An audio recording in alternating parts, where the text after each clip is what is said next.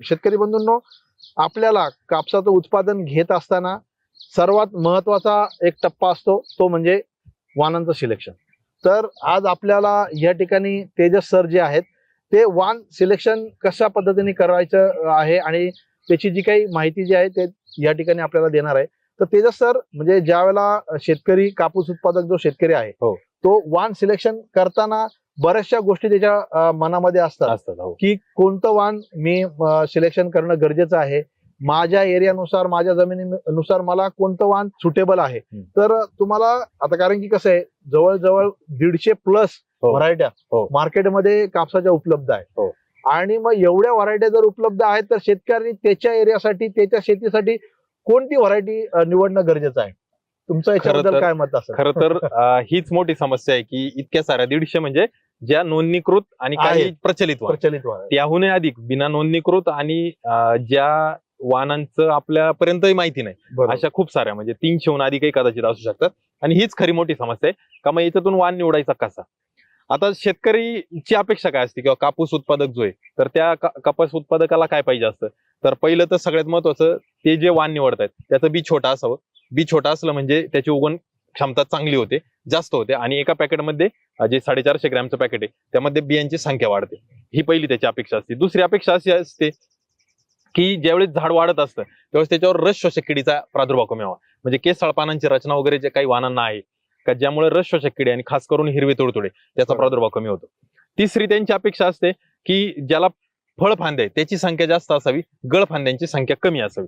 म्हणजे मोनोपोडिया सिम्पोडिया जे 2 प्रकार कपाशीच्या फांद्यांमध्ये येतात तर त्यामध्ये त्यांना फळफांद्यांची संख्या ज्याला जास्त आहे तो वाण शेतकरी निवडत असतात. फुटवा जास्त करणारा वाण शेतकऱ्याला पाहिजे असतो.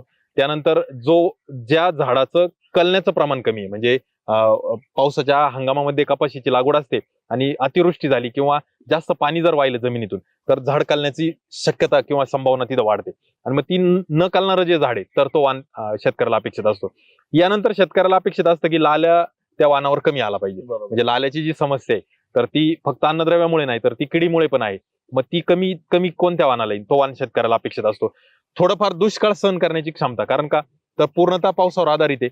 काही शेतकऱ्यांकडे पाणी द्यायची व्यवस्था आहे परंतु क्षेत्र पण मोठे 5-10 एकर क्षेत्र असेल तर एवढं पाणी देणं पण सहज शक्य होत नाही. मग त्या परिस्थितीमध्ये शेतकऱ्यांची अपेक्षा आहे की दुष्काळ सहन केला पाहिजे वाणाने.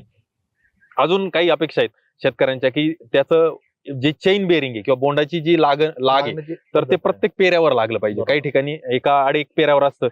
त्यानंतर बोंडाचा आकार मोठा असला पाहिजे. आकार मोठा असण्याचा उद्देश असा की ते बोंड चांगलं फुटेल आणि वेचणीसाठी सोपं जाईल. बोंड चांगलं फुटणारं असावं. काही ठिकाणी कपाशीच्या जे काही पाकळ्या आहेत तर त्या ज्यावेळेस बोंड फुटतं त्यावेळेस त्या सरळ राहतात, मग त्या मजुराला टोचतात. ह्याही समस्या येतात. मग या सगळ्या बाजूंचा विचार करता काही शेतकऱ्यांची अपेक्षा आहे की एकाच वेळेला वेचणी होणारा वाण असावा. काही शेतकऱ्यांना असं वाटतं की याला फरदड आली पाहिजे, फरदडीच्या उद्देशाने किंवा पुनर्बाराच्या उद्देशाने काही शेतकऱ्यांचं नियोजन असतं. मग इतक्या सगळ्या अपेक्षा शेतकऱ्यांकडून असतात वाणाबद्दल आणि त्यातल्या काही अपेक्षा पूर्ण होतात. म्हणजे गमतीने आपण म्हणतो की बारीक शिंगाची कमी खाणारी जास्त दूध देणारी आणि शेण पण कमी टाकणारी म्हैस आहे का, तर तशी म्हैस कधी नसते. म्हणजे एक तर म्हशीने जास्त दूध द्यायचं तर तिला निश्चितच खायला जास्त लागेल. जी जास्त म्हैस खाणार आहे तिचं शेण पण जास्त पाडणार आहे, ते तुम्हाला उचलायचंय. आणि बारीक शिंगा असावीत म्हणजे तिला जागा कमी लागेल, असंही होऊ शकत नाही. मग या सगळ्या अपेक्षा एका वाणातून कधीही पूर्ण होत नाही. मग काही वाणांमध्ये काही गुणधर्म असतात, काही वाणांमध्ये काही नसतात. आणि जर आपण कंपनीचा विचार केला, कोणतीही कंपनी, म्हणजे आज आपण जो उल्लेख करणार आहे तर इथं भरपूर साऱ्या कंपनीचा उल्लेख होईल. कोणत्या कंपनीने आपल्याला जाहिरातीसाठी सांगितलंय म्हणून आपण त्याचं नाव घेत नाही. तर शेतकऱ्यांचे अनुभव किंवा गेल्या 8-10 वर्षात आपण जे मार्केटमध्ये काम केले, आपण जे कपाशी बद्दल थोडंफार त्यांच्याशी संबंध आलाय त्यातून आपल्या अनुभवातून हे आलेले वाण आपण त्याबद्दल आज इथं उल्लेख करणार आहे. शेतकरी बंधूंनो, म्हणजे तेजस सरांनी जे आपण कापूस उत्पादन किंवा कापसाचं वाण सिलेक्शन करताना बऱ्याचशा गोष्टी तेजस सरांनी आता सांगितल्या, त्या अपेक्षा म्हणजे शेतकऱ्यांच्या अपेक्षा असतात की 10-15 अपेक्षा तेजस सरांनी या ठिकाणी आपल्याला नमूद केलेल्या आहेत. तर शेतकरी बंधूंनो, तुम्ही तुमचं ज्या वेळेला वाण सिलेक्शन करता, जे आता तेजस सरांनी या ठिकाणी उल्लेख केलेल्या ज्या काही गोष्टी आहेत त्या गोष्टी तुम्ही विचारात घेता का? त्यातल्या कोणत्या गोष्टी तुम्ही विचारात घेता ते आम्हाला कमेंटच्या माध्यमातून जरूर कळवा, जेणेकरून म्हणजे आपण आता या ठिकाणी पुढील व्हिडिओमध्ये जे काही वाणांचं सिलेक्शन तेजस सरांकडून समजून घेणार आहोत त्याच्यामध्ये तुम्ही जो विचार करत आहात त्या अपेक्षा पूर्ण होतात की नाही ते आपण पुढील व्हिडिओच्या माध्यमातून बघणार आहोत. त्याच्यात सर आता तुम्ही बऱ्याचशा म्हणजे शेतकऱ्यांच्या ज्या अपेक्षा आहे वाहन सिलेक्शन करताना त्या हो. तुम्ही आता बोलून दाखवल्या, परंतु मग आता असं काही आहे का तुमच्याकडे, म्हणजे काही तिथल्या काही ज्या अपेक्षा आहेत त्या धरून काही वाहन शेतकऱ्यांनी सिलेक्शन करणं गरजेचं आहे? नक्कीच आहे ना. उदाहरण जर द्यायचं झालं तर दुष्काळ सहन करण्याची क्षमता, तर मग यामध्ये काही वाहन येतात. उदाहरणार्थ जर अजितचा 5 असेल, अजितचा 111 असेल, अजितचा 155 असेल किंवा जादू असेल, तर हे जे वाहन आहेत, तर मित्रांनो जर आपल्याकडे कदाचित पावसाने उघडीप दिली आणि खूप मोठा कालावधी पाऊस जर आला नाही आणि जर दुष्काळ सदृश स्थिती झाली, तर याच्या व्यतिरिक्त लावलेल्या वाहनाचं उत्पादन अगदी पडून जाईल. परंतु याचं काही ठराविक उत्पादन आपल्याला येईल. मग हा दुष्काळ सहन करण्याची क्षमता आहे, तर त्यापैकीचा हा झाला एक प्रकार. आता दुसरा असं आहे की घन लागवड, म्हणजे जिथं अंतर कमी, बियाण्यांची संख्या जास्त किंवा पॅकेटची संख्या जास्त, आणि घन लागवडीचा दुसरा एक उद्देश असतो शेतकऱ्यांचा की जिथं यांत्रिक पद्धतीने कपास वेचणी, म्हणजे विदर्भाच्या काही भागामध्ये ती पण प्रचलित पद्धत आहे.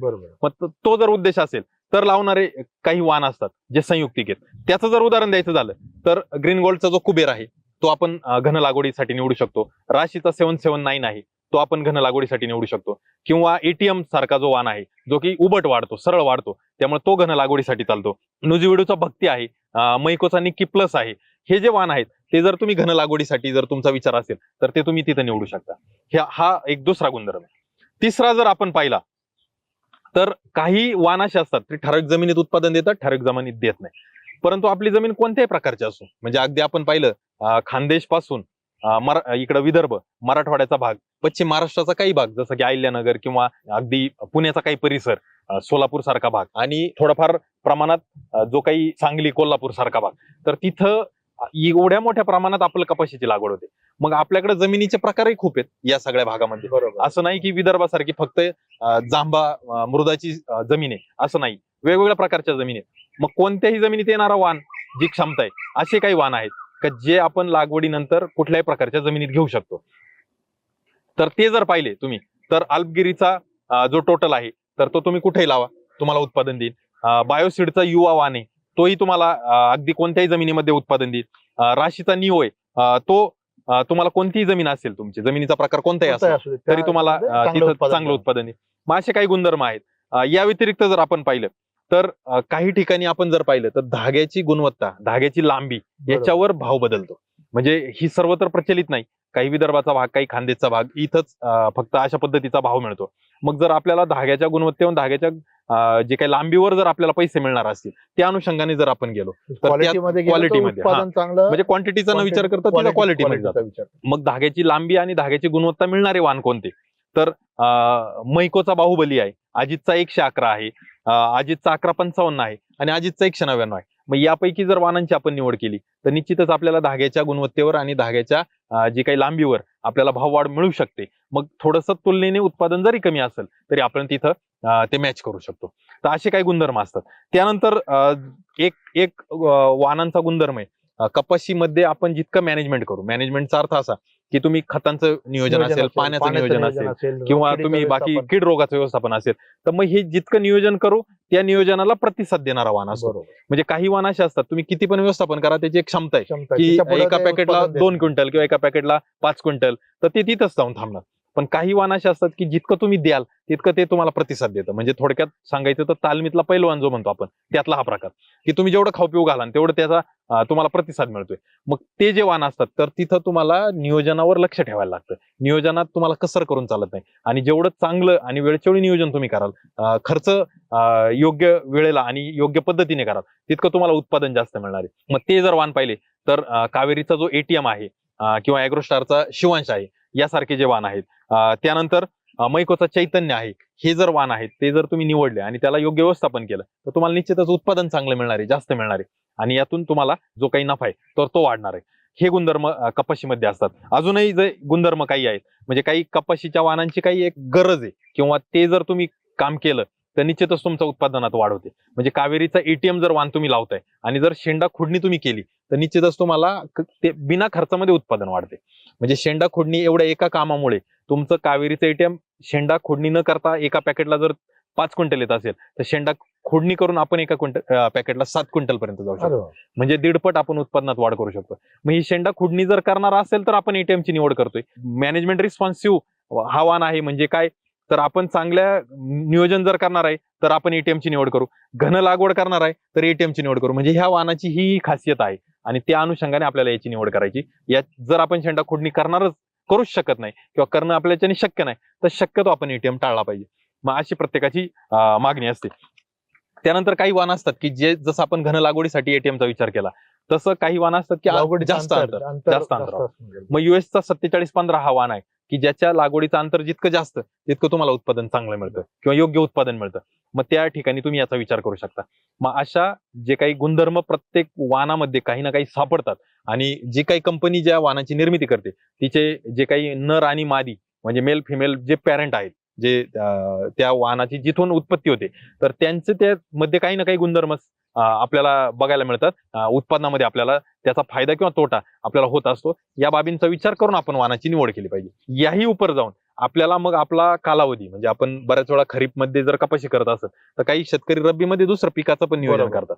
आणि मग पहिला जमाना गेला म्हणजे ज्यावेळेस राशी 2 किंवा मॉन्सेंटोचा पारस ब्रह्मा बाजारात चालायचा त्यावेळेस शेतकरी कपाशी एक कपाशी वर्षभर शेतामध्ये कपाशीची वेचणी दिवाळीनंतर चालू व्हायची आणि अगदी जानेवारी फेब्रुवारी पर्यंत वेचणीच व्हायची. आणि एकदा का कपाशीची वेचणी संपली की काही करणे नाही, परत जून मध्ये किंवा मे मध्ये शेत तयार करणे आणि परत ते वाण लावणे. मैकोचे काही वाण होते 73-51 वगैरे, जो राशी 2 होता किंवा पारस ब्रह्मा होता, यात वर्षभर कपाशी चालायची. आता तसं राहिलं नाही. आता शेतकरी स्मार्ट झालेत की लवकर पक्व होणारा कालावधीचा वाण असेल किंवा मध्यम पक्वतेचा कालावधीचा असेल आणि तुलनेने थोडासा उशिरा पक्व यापैकी वाणांची निवड करतात. कारण का तर रब्बी हंगामामध्ये कोणाला गव्हाचं नियोजन करायचंय, कोणाला हरभऱ्याचं करायचंय, कोण कलिंगड किंवा इतर भाजीपाला पिकाचं करते. आणि काही शेतकऱ्यांकडे असे की पाणी रब्बी हंगामात नसतं, मग त्यांना कपाशी खरीप आणि रब्बी दोन्ही हंगामासाठी चालवायची. तर त्या अनुषंगाने आपल्याला त्याच्या कालावधीचा पण विचार करून आपल्याला वाणांची निवड करायची. शेतकरी बंधूंनो, मला असं वाटतं कापूस उत्पादक शेतकऱ्याकडे प्रत्येक शेतकऱ्याकडे हा व्हिडिओ गेलाच पाहिजे. मग त्याच्यासाठी तुम्हाला हा जो व्हिडिओ आहे हा प्रत्येक शेतकऱ्याला शेअर करणं गरजेचं आहे.